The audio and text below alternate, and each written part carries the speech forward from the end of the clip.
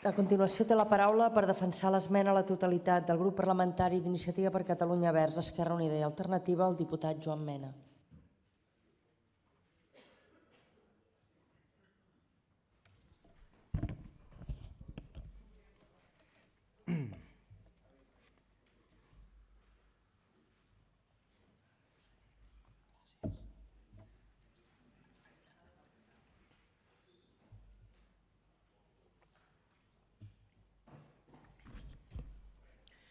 Gràcies, presidenta. Bon dia a tots i a totes. Mirin, jo he tingut la temptació de sortir aquí a parlar del desbloqueig de Cuba, sobre Cuba.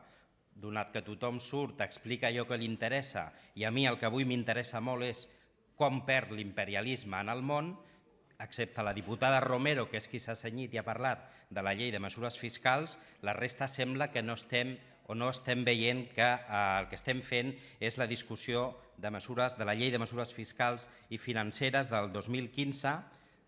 De debò els he de reconèixer que alguns, també el govern, estan més situats en la negociació d'una convocatòria electoral que en l'anàlisi dels comptes i les mesures que li fan falta a aquest país, entre que el senyor Mas-Colell ha fet una lectura gairebé administrativa,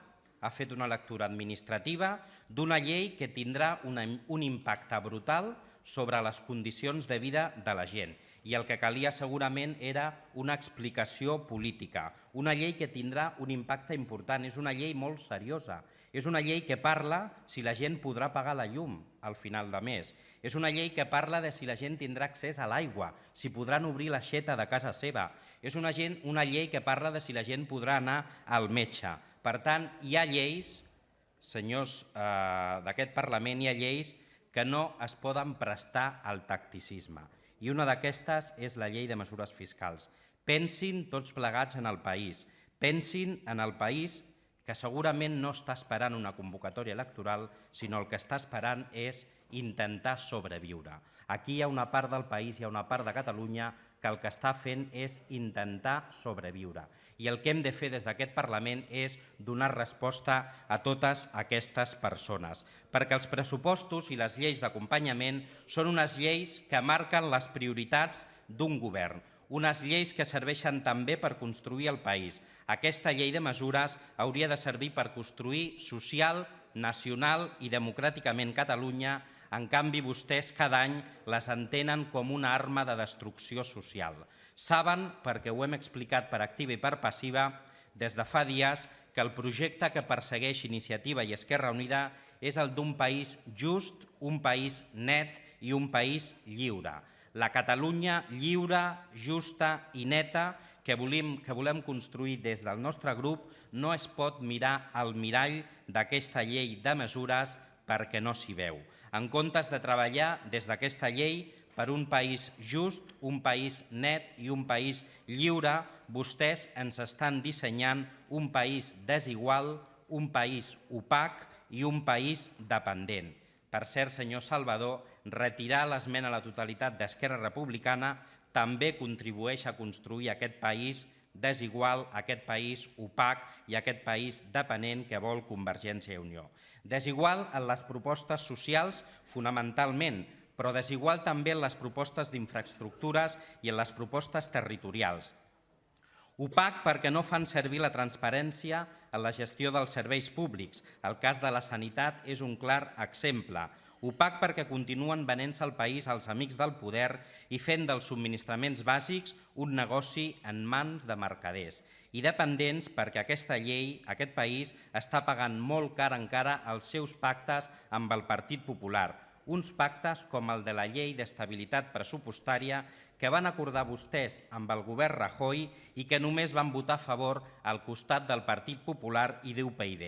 I una dependència que també té molt a veure amb la seva submissió a la troika, als interessos d'uns obscurs poders de la Unió Europea que ataca els drets de la classe treballadora. Aquestes polítiques de la troika, de les quals vostès han volgut ser uns alumnes avantatjats, són unes polítiques que ja s'han demostrat fracassades. Una taxa d'atur situada a l'entorn del 19,1% i 220.000 famílies amb tots els seus membres a l'atur és un fracàs. Gairebé 60.000 infants que han rebut ajuda alimentària i 3 de cada 10 nens a Catalunya estan en situació de malnutrició, segons la Creu Roja, és també un fracàs. Hem passat d'un pes de la indústria del 30% del PIB en els anys 80 al 18% al PIB actual. Un altre fracàs d'aquestes polítiques d'austeritat que fomenten la desindustrialització de Catalunya. A Catalunya, 320.000 famílies pateixen pobresa energètica segons l'Aliança contra la Pobresa Energètica. Tenim treballadors públics els més atacats de tot l'estat espanyol. Convergència i Unió guanya el Partit Popular en exigir sacrificis als funcionaris, que ja és dir. I aquesta llei de mesures no només és que no soluciona aquests aspectes, sinó que els condemna a ser estructurals i dissenyen, com els deia, un país desigual, opac i dependent. El que calia és un canvi de polítiques econòmiques amb un canvi de fiscalitat. Amb aquesta llei consoliden l'asfíxia a les economies més vulnerables mentre permeten i blinden els privilegis dels amics del poder. Vull situar primer de tot 3 constatacions. La primera, la llei de mesures s'ha convertit en un instrument per modificar el marc normatiu del nostre país per la porta del darrere, sense debat parlamentari, sense consens amb els agents socials i aprofitant el debat de pressupostos per amagar aspectes fonamentals del país. No ho diem només nosaltres, sinó que ho diu l'informe del CETESC. Segona constatació, és una llei poc reflexionada. El govern, abans de situar qualsevol reforma, té l'obligació de fer una radiografia del moment econòmic i social en què estem, analitzar la situació amb detall i establir prioritats estratègiques. Convergència i Unió això no ho fa. Torna a ser el mateix CETESC qui fa aquesta reflexió. Tercera constatació. Aquest govern maltracta i fa hostatges als treballadors públics. A la llei de mesures de l'any passat ja van obrir un marc de desregulació pels sectors claus de l'administració, com són les empreses públiques i la funció pública. Ara reblen el clau, especialment pel que fa a la direcció de l'Institut Català de la Salut, permeten la coexistència en els centres sanitaris de qualsevol tipus de personal contractat per diferents entitats amb condicions laborals i retributives diferents. Per tant, volen fer vostès de Catalunya un país amb ànima neoliberal. Qui paga té drets. Qui no pot pagar perd aquests drets. Per tant, el neoliberalisme porta 4 anys manifestant-se a Catalunya amb el cos i l'ànima dels consellers de Convergència i Unió. Com ho fan això? Com construeixen un país desigual, opac i dependent? Els intentaré explicar en 3 blocs. El primer bloc, com fan vostès un país més desigual amb aquesta llei de mesures. La llei torna a no donar resposta a la pobresa energètica, en l'accés al subministrament d'aigua per a economies vulnerables, per exemple, tot i que s'amplien i es concreten més els supòsits de persones i famílies que es poden acollir a la tarifació social, no hi ha gradualitat en l'aplicació d'aquesta tarifa i no s'impedeix el tall de subministrament fins al límit del consum bàsic. Segon exemple, consolidació de les excessives taxes de l'any passat, que ara s'actualitzen a l'alça sense una valoració de l'impacte social o de l'impacte ambiental o fiscal que han tingut. Volen centrifugar el deute cap a les administracions del món local, ajuntaments i diputacions.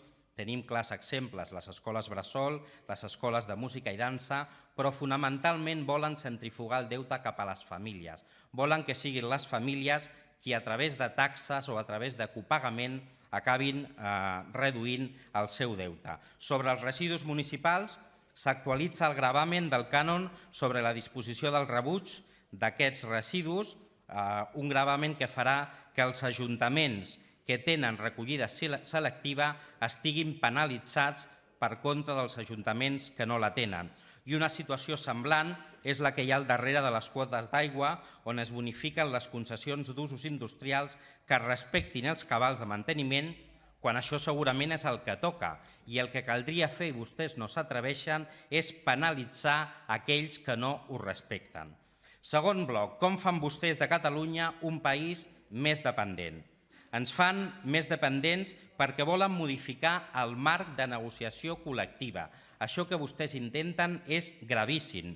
Proposen la creació d'una mesa general de negociació dels empleats de la Generalitat quan el que cal és que cada àmbit tingui el seu propi marc de negociació en les diferents empreses, ja siguin públiques o siguin privades, de les que formen part, i no pot haver-hi un marc regulador d'àmbit superior que no tingui la representativitat dels treballadors i que prengui acords que afecten les condicions laborals. Una cosa semblant amb el Fons de Reserva de Funcionaris que el presenta sense acord amb els agents sindicals. Afegeixen noves modificacions a la PACA, la Llei de Prevenció i Control Ambiental, ja que ara, a més de que determinades activitats empresarials ja no tindran l'obligació de presentar l'avaluació d'impacte ambiental, deslliuren els establiments hotelers de fins a 400 habitacions o els establiments comercials de 400 metres quadrats de la llicència ambiental, sense aclarir en quin règim d'intervenció administrativa queden. I fan una Catalunya més dependent també dels amics del poder, el Departament d'Agricultura, que ha abanderat polítiques antiquades, antiecològiques i al mandat dels lobbies, ara, a petició dels senyors de la caça, dels senyors de l'aigua i dels senyors de la fusta, segueix apostant per la caça, creant la Reserva Nacional de Caça de la Vall de Boí, la gestió del Centre de la Propietat Forestal o els interessos de què hi ha de gestionar les quotes de l'aigua. Proposen una modificació de la regulació de l'Agència de Qualitat i Avaluació Sanitàries, eliminant les competències en matèria de tecnologies, de la informació i comunicació, de les poques estructures que tenim. Vostès el que fan és fulminar-les. I tercer bloc, com fan vostès de Catalunya un país més opac, una de grossa. Plantegen una modificació de la Llei de Regulació del Servei Català de Salut, transferint la capacitat d'establir acords, convenis, concerts i encàrrecs de gestió del Consell de Direcció al director del servei. Per tant, un organisme unipersonal, una sola persona, com és la direcció, podrà decidir lliurement i només tindrà l'obligació d'informar periòdicament. Sembla que vostès no han après de casos com el de les contractacions a Corporació Fisiogestión o les filials de les quals l'actual director del Servei Català de Salut n'era l'apoderat. O potser és que vostès n'han après tant que el que volen és aquest model tan opac.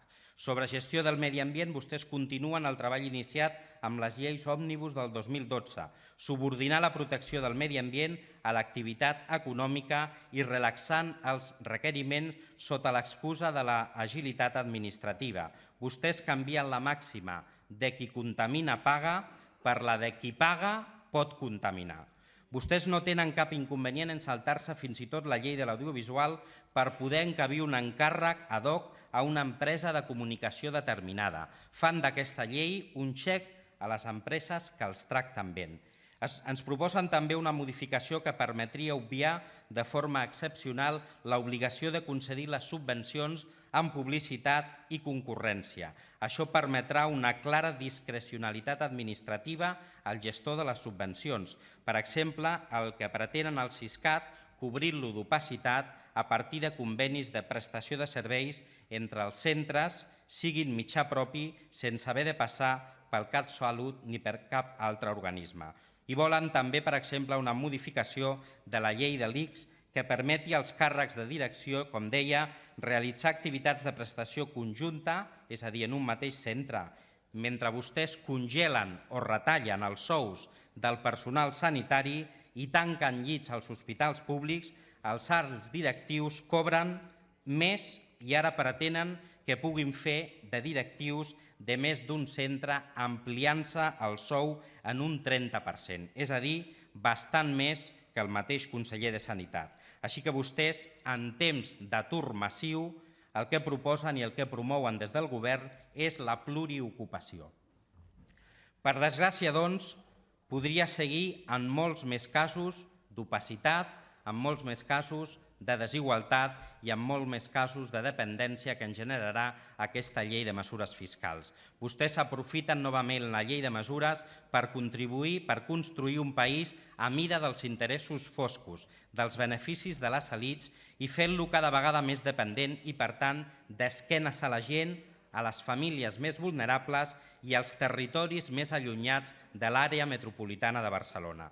És a dir, el govern de Convergència i Unió ven construcció nacional, però el que de debò està fent per la porta del darrere, amb lleis òmnibus com aquesta, sense diàleg parlamentari, sense consens socials i amb modificacions ad hoc, el que fan és fer de Catalunya un estat impropi, perquè un país no dona resposta a les necessitats dels més vulnerables, és un país que no compartim des d'Iniciativa i Esquerra Unida i per això plantegem aquesta esmena a la totalitat. Faig una crida finalment en aquest Parlament. Escolti'm, recuperem el seny. Pensem en el país que és la seva gent. Catalunya és la gent que viu a Catalunya, són els catalans i les catalanes. La majoria d'aquest Parlament està situat en el tacticisme i el país ja no pot suportar-ho més. Reflexionem tots plegats, corregim aquesta llei de mesures i fem que doni sortida a la situació de les famílies més vulnerables de Catalunya. Gràcies.